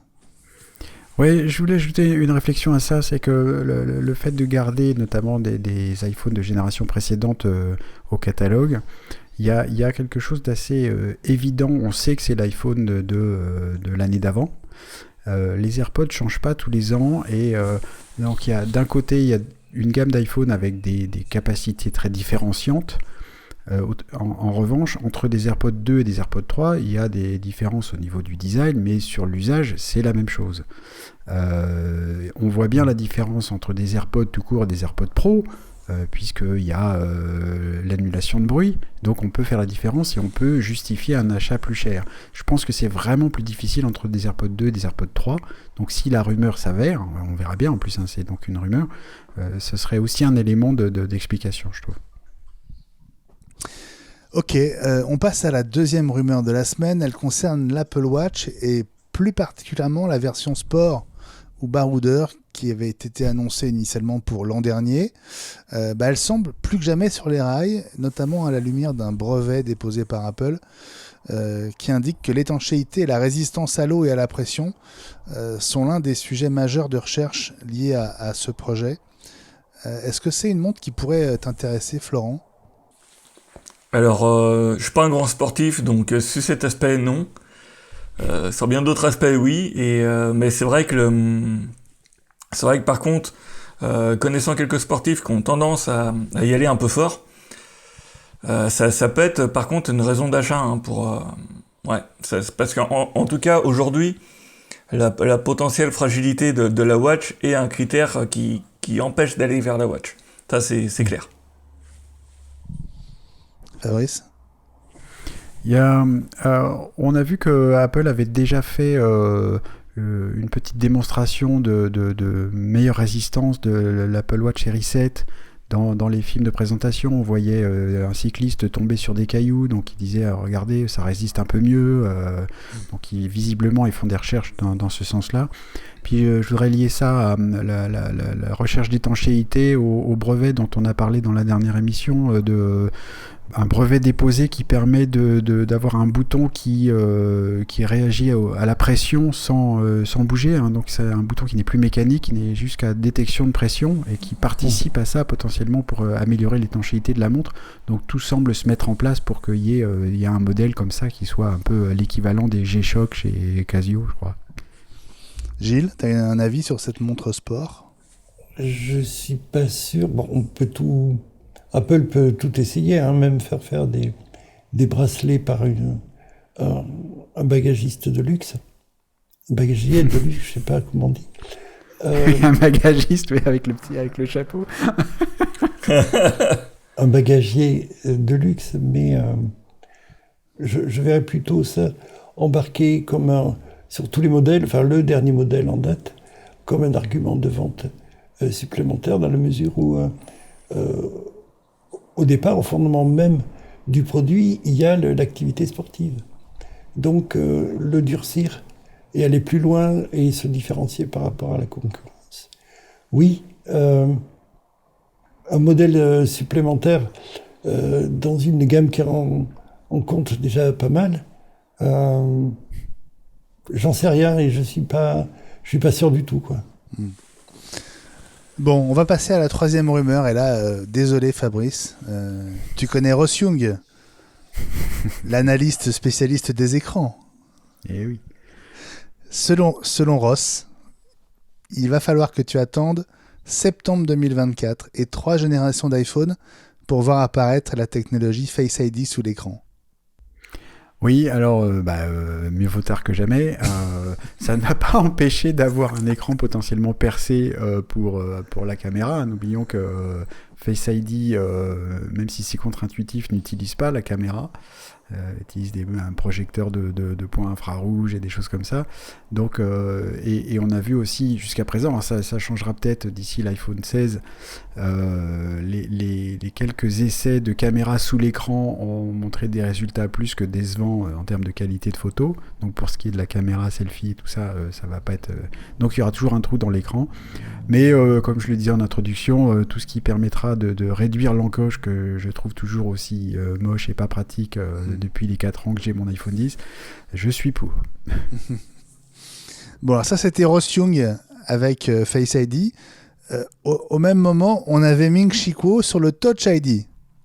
Et alors, le Touch ID sous l'écran, hein, c'est ça que je veux dire. Alors selon lui, le Touch ID sous l'écran serait pour l'iPhone 15. Ah, attention, iPhone 15, on est en 2022, ça veut dire septembre 2023. Ce à quoi Ross Young, justement, parce qu'ils se suivent, hein, a répondu sur Twitter toujours que Touch ID sous l'écran n'est plus dans les projets d'Apple, contrairement à Face ID sous l'écran. Bon, si vous avez compris quelque chose. Est-ce que tu as un avis sur la question, Florent ? Ouais, je pense que la mise à jour de iOS 15.4 qui a permis d'utiliser les masques, en fait d'utiliser Face ID avec le masque, ça a quand même été déclencheur de quelque chose côté Apple, c'est-à-dire que généralement, si tu utilises Touch ID, c'est plutôt parce que tu peux l'utiliser même si on voit pas très bien ton visage. Et là, avec ce nouveau mécanisme, ça ouvre quand même pas mal de possibilités. Et notamment avec les fameux masques où bah ouais, ça marche, quoi. C'est plutôt chouette de pouvoir déverrouiller son iPhone, même si on n'a pas de watch. Donc ça, c'est plutôt... je pense que ça a vraiment pesé dans la balance. Plutôt en faveur de Face ID sous l'écran. Plutôt en faveur de Face ID et du coup plutôt optimiser du moins que ça prenne moins de place, quoi. C'est ça. Bon, bah, à suivre, hein, comme on dit. On se retrouve dans un instant. Les coups de cœur de la semaine arrivent, mais d'abord, le tuto audio. Tout simple.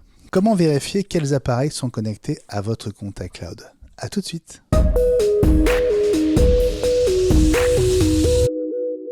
Bon, alors vous, je ne sais pas, mais moi, j'ai testé un certain nombre d'appareils Apple depuis toutes ces années, à tel point que ce tuto, en fait, m'est bien utile. Comment vérifier quels appareils sont connectés à votre compte iCloud ? Alors, l'intérêt numéro 1, mais c'est pour les paranos, hein, c'est de vérifier que personne ne s'est branché sur votre compte à votre insu. Bon, il y a quand même assez peu de chance.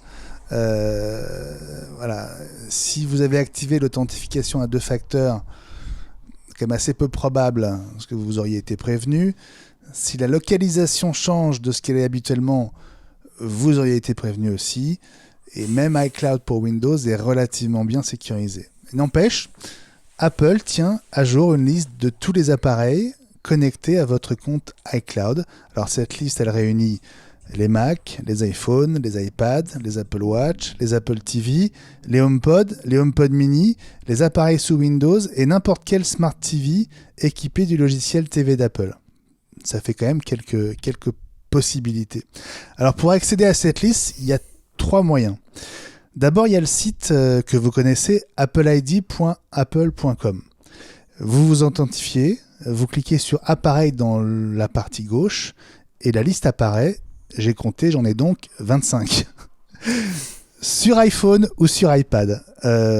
Deuxième moyen, vous allez dans les réglages, puis vous cliquez sur votre nom tout en haut, vous scrollez vers le bas et tous vos appareils apparaissent aussi les uns en dessous des autres. Et puis troisième moyen, si vous êtes sur Mac, ça se passe dans les préférences système, vous cliquez sur identifiant Apple tout en haut et la liste de vos appareils est dans la colonne de gauche. Et puis il y a une quatrième méthode, mais elle est réservée à Windows. Vous allez dans détail du compte, puis gérer Apple ID. Voilà, en cliquant sur chacun de ces appareils, vous obtenez plein d'infos, son numéro de série, si localisé est activé ou pas. En tapant ou en cliquant dessus, vous pouvez le supprimer de la liste et ainsi vous le déconnecterez de votre compte iCloud. Voilà, c'est tout simple. Est-ce que vous avez une idée, chacun, du nombre d'appareils connectés à votre compte iCloud là, à cet instant? Florent? Trop. Je pense qu'il y en a trop, c'est tout. Non, mais c'est vrai qu'en tant que développeur, j'ai je sais pas combien d'iPad et d'iPhone que... D'ailleurs, Back Market tourne pas mal avec moi parce que, évidemment, je vais pas en acheter des neufs et donc j'essaye d'avoir des générations et différentes générations, quand il y a un bug sur une génération précise, j'essaye de le récupérer d'occasion pour pouvoir tester et ainsi de suite. Donc ça arrête pas de tourner et donc ouais, je saurais pas dire quoi. Il y en a beaucoup trop. Fabrice? Alors pas trop parce que je connaissais la méthode et j'ai tendance à faire le ménage assez vite pour éviter la liste interminable, d'autant plus que quand on a le partage familial installé, si on va dans l'application localisée, on voit aussi les appareils des autres membres de la famille. Donc si en plus je laissais tous ceux que je teste dans la liste, ce serait interminable et pas possible. Gilles, t'as une idée? Une bonne dizaine, une quinzaine, mais parce que j'ai des survivants, un 4S qui sert de jukebox par exemple, pour une bibliothèque locale, quand j'utilise pas Apple Music. Puis voilà, il y a deux ou trois une ou deux générations de chaque appareil qui sont là, oui. Bon, en tout cas, vous avez au moins les clés maintenant pour faire un petit ménage de printemps. Les coups de cœur de la semaine. On va commencer par toi, Florent. Quel est ton coup de cœur cette semaine? Alors moi, mon coup de cœur de la semaine, c'est l'application Vivid. Je ne sais pas si vous en avez entendu parler. C'est deux développeurs qui ont conçu une application qui permet de régler au maximum le maximum de luminosité de l'écran des nouveaux MacBook Pro. Donc c'est vraiment, on gagne beaucoup en luminosité et ça utilise des API système, donc c'est vraiment pas du bricolage. Et je l'ai testé et c'est génial parce que là les beaux jours vont arriver et donc pour travailler en extérieur c'est parfait, même si il y a forcément un impact côté batterie. Bien sûr. Voilà, la batterie est déjà énorme, donc de toute façon ça fera largement la demi-journée et ouais, c'est cool de pouvoir bosser en terrasse quoi. Alors, comment est-ce que tu expliques qu'Apple ne permette pas directement de pousser la luminosité à fond par défaut, je veux dire, dans le système? Je pense que c'est pour économiser la batterie, et tout simplement. Et peut-être l'usure aussi. Et c'est quoi le gain en termes de luminosité? C'est un petit peu, c'est beaucoup? Et quelle est la réserve, entre guillemets, que cette application permet d'exploiter? Je pense qu'il y a bien 10-20% de luminosité en plus à l'œil comme ça. En fait, ce qui est intéressant, c'est qu'il y a une version gratuite qui est proposée de l'outil et ça permet, en fait, la version gratuite split l'écran en deux. T'as la version avec le maximum Apple et à droite leur maximum eux, ou l'inverse du moins. Et comme ça, tu vois la différence quoi. Tu peux tester et après, si t'es content, tu prends la version qui va propager cette belle luminosité sur tout l'écran.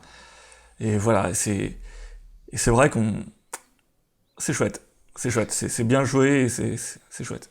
Alors, tu la trouves où et combien elle vaut cette petite appli? Génial. Alors, le site, ça doit être de getvivid.com, je dirais. Getvivid.com. Ouais, je crois que c'est ça, et je suis pas certain de l'URL, mais non, c'est pas ça. Le domaine est à vendre en tout cas si t'intéresse. Ouais, je viens de voir augmenter le prix, c'est malin. et Et elle vaut une quinzaine d'euros, mais on peut avoir 20% de réduction si on la commande avec un code qui a été donné sur Twitter par Vivid. Donc, faut retrouver le compte de Vivid et voilà. Tac. Attends, je suis en train de retrouver le nom. C'est getvivid.app. Voilà, oui, c'est ça. Et la licence vaut $15. 15 euros. $15 et 15 euros. Et tu peux la baisser donc en utilisant la promotion qui doit être de 20% et qui doit être Vivid de launch tout en majuscule. Voilà. Et eux annoncent un doublement de la luminosité de ouais, c'est probable. En tout cas, c'est vrai que c'est significatif. Hein, c'est incontestablement. Ouais. Ils parlent de 1600 nits. Mais en fait, je pense que ça Apple a annoncé, quand ils ont annoncé l'écran, ils ont dit que c'était 1000 nits avec pour des périodes réduites, 1600 nits pour faire du HDR quand on regarde un film, par exemple, ou des choses comme ça. Donc c'est pour ça que c'est des API intégrés au système. C'est que donc, le système est capable de le faire dans des conditions spécifiques pour regarder des films, et puis du coup, ils ont tapé dedans pour pouvoir le proposer tout le temps. Ouais. Parce que 1600 nits, même, si on est à l'intérieur, il faut des lunettes de soleil pour regarder regarder l'écran. Quoi. C'est sûr. Gilles, as-tu un coup de cœur ? Oui, on a parlé il y a quelques semaines d'un studio de développement ukrainien.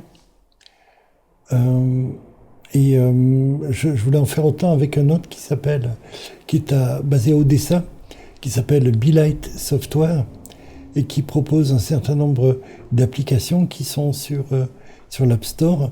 Et en pensant à François qui est en train d'aménager maintenant dans sa nouvelle maison.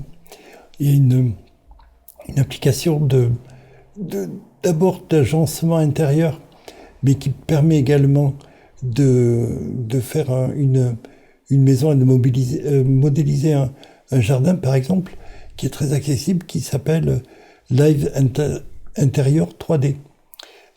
Et là, on peut l'acheter en version pro, qui permet d'aller plus loin que la version de base, mais la particularité, c'est qu'on peut aussi la louer pour une période donnée. Quand on a besoin de faire des plans, on pense à refaire son intérieur. On n'est pas forcé d'acheter définitivement une application, même si le prix est tout à fait accessible. Il y a d'autres applications du studio. Je pensais que ça pouvait les aider. L'appli est bien, et puis on retrouve cette notion d'usage, non plus de concession. Je trouve que c'est plutôt pas mal. On n'est pas dans l'abonnement, on est juste pour une période donnée. Rappelle-nous comment s'appelle l'éditeur ? Be-Light Software. Voilà, donc à Odessa, donc en Ukraine, c'est là où ça se passe et où ça se passe a priori de plus en plus mal ces jours-ci. Donc on pense à eux. Je précise, Gilles, que tu les as contactés. Et on a demandé, j'ai demandé comment on pouvait les aider. Là, ils étaient à fond dans le développement, toujours à travailler, le support utilisateur. Et ils ont dit, si vous voulez vraiment nous aider, donnez pour les organisations qui ont un compte spécifique pour l'Ukraine. Il y a le CICR, il y a l'UNICEF, la Croix-Rouge également. Et puis sinon, on peut également donner directement à l'armée ukrainienne. Ouais, via le site du gouvernement. Merci Gilles pour ce coup de cœur, et on pense aussi à MacPo, qui est l'autre éditeur ukrainien que tu as évoqué il y a quelques instants, l'éditeur de Clean My Mac notamment. Fabrice, ton coup de cœur de la semaine ? Alors mon coup de cœur, c'est un coup de cœur en forme de petit sourire et de salutation à notre auditeur, contributeur et aussi mon camarade Gérald, qui est en Chine pendant quelques temps et qui m'a envoyé des photos d'Apple Store d'un autre style que celui auquel on a l'habitude de voir dans nos contrées. Et alors pour ceux qui ont la vidéo, je vais montrer quelques photos qu'il qui m'a fait parvenir, et on voit des produits Apple dans des drôles de situations, mais je vous ai réservé le meilleur pour la fin. Donc pour ceux qui n'ont pas l'image, là c'est une photo d'un carton d'iMac posé à côté de boîtiers de PC posé par terre avec du scotch. C'est quand même pas très beau, mais en fait alors tout ça vient pour le contexte. Il y a un quartier qui s'appelle Saibo dans la ville de Tianjin, là où il est, où on peut trouver des endroits répartis sur plusieurs étages qui vendent tout ce qu'on veut en termes d'électronique. Ça m'a rappelé ceux qui sont un petit peu âgés comme moi et qui habitaient Paris à l'époque, je sais pas si vous vous souvenez d'un magasin qui s'appelait Surcouf. Bien sûr. Alors Surcouf, c'était donc une sorte de foire où tout était un petit peu réparti n'importe comment, et on se baladait là-dedans pour trouver le câble de ses rêves ou le modem 56 bits qui allait bien, et c'était le bazar, quoi. Voilà. Alors il faut imaginer, pour ceux qui se rappellent, ce Surcouf multiplié par 1000, et vous avez ce qu'il y a en termes de surface et dédié à ce genre de truc. Alors, et on trouve donc des magasins un peu bizarres où les logos se mélangent. Donc là, il y a un stand avec le logo Apple à côté du logo Oppo, à côté du logo Huawei, à côté du logo Xiaomi. Et on trouve un peu de tout ça. Et voilà, donc c'est assez marrant. Et alors là, par exemple, voir un logo Apple à côté de la marque Samsung, c'est quand même assez étonnant. Donc tout est mélangé là-dedans. Et on parlait des batteries tout à l'heure. Alors on voit aussi, il y a des endroits qui vendent des batteries. Il y a marqué, là on voit des piles de batteries pour MacBook Air. Il y a marqué Apple Original Product. On a des raisons d'en douter malgré tout, parce que c'est présenté un peu bizarrement, le logo. Oui. Voilà. Le design a l'air un petit peu particulier. Voilà. Et donc, fait à la va-vite.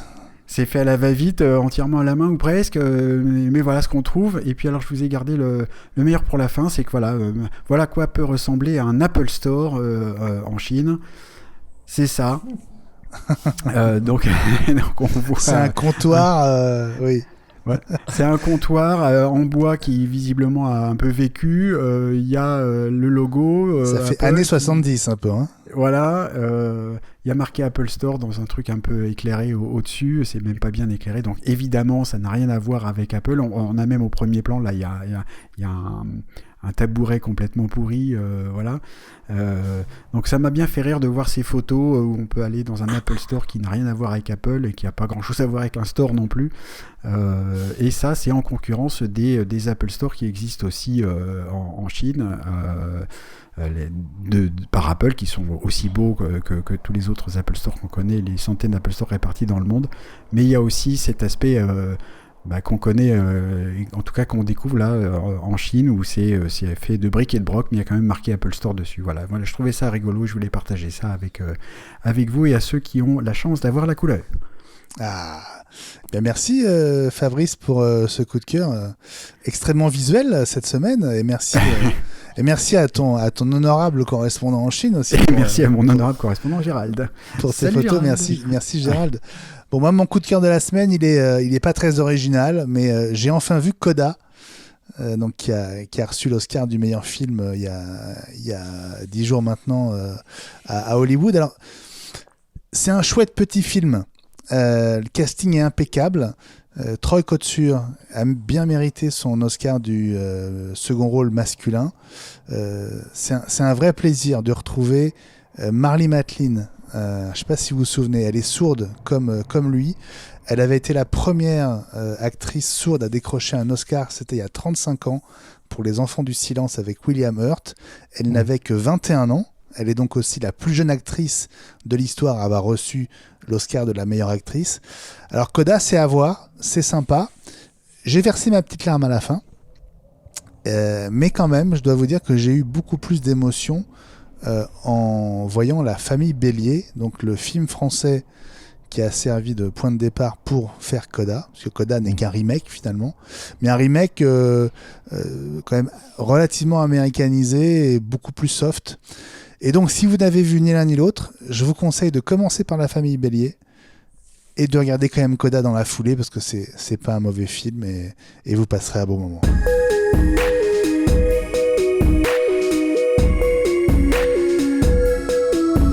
C'est la fin de cet épisode 85 d'iWeek, la semaine Apple, le podcast. Merci à vous pour votre fidélité, votre amitié.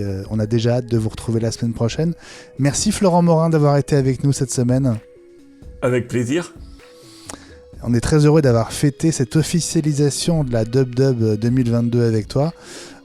Et puis comme tu ne seras pas là-bas, tu seras plus proche de nous. Et donc on espère bien te retrouver dans iWeek dans un tout petit peu moins de 2 mois, puisque ça commencera le 6 juin et on sera évidemment au rendez-vous. Moi aussi je serai là avec vous. Génial. Merci aussi à vous les amis, Fabrice Neumann, Gilles Dounès. C'était un plaisir de vous retrouver comme tous les jeudis soirs. Comme toutes les semaines, absolument, plaisir partagé. Merci Benjamin. Avec plaisir, vraiment. Un plaisir de retrouver aussi Florent. Plaisir partagé. On fait une bise à nos absents du jour. Elie Abitbol, on te souhaite vraiment le meilleur des rétablissements. Et puis François Le Truédic, bienvenue chez toi, dans ta nouvelle maison. Je vous rappelle les bonnes adresses, patreon.com/iWeek, ça c'est pour soutenir iWeek avec vos dons à partir d'1,50€ par épisode. On a besoin de vous pour continuer et surtout pour développer iWeek avec plein de choses dans les tuyaux et pour lesquelles on a besoin d'argent. Donc à votre bon cœur et on compte sur vous. Merci à nos contributeurs à nouveau et nos contributrices. Pour nous suivre sur Twitter, le compte c'est @iWeekNews et le hashtag iWeekLSA, LSA comme la semaine Apple, pour échanger avec nous, réagir peut-être à toutes les bêtises qu'on aura dites dans cet épisode, en tout cas pour échanger avec nous, et c'est toujours un plaisir d'interagir ensemble. Et puis High Five, évidemment, le podcast compagnon d'iWeek, le podcast quotidien, le premier, le seul, 5 minutes par jour, les 5 infos essentielles du lundi au vendredi en 5 grosses minutes pour moins de 5€ par mois, 4,99€ sur Spotify et Apple Podcast. Essayez High Five. Vous avez 3 épisodes gratuits sur Apple Podcast, c'est sans engagement. Et puis on est sûr que vous l'adopterez parce que c'est un peu une drogue et on en est déjà, mine de rien, à 153 épisodes. Passez une très bonne fin de semaine, un bon week-end. On se retrouve jeudi prochain, on sera le 14 avril pour l'épisode 86. Salut à tous, bye bye. Bye bye, salut à tous.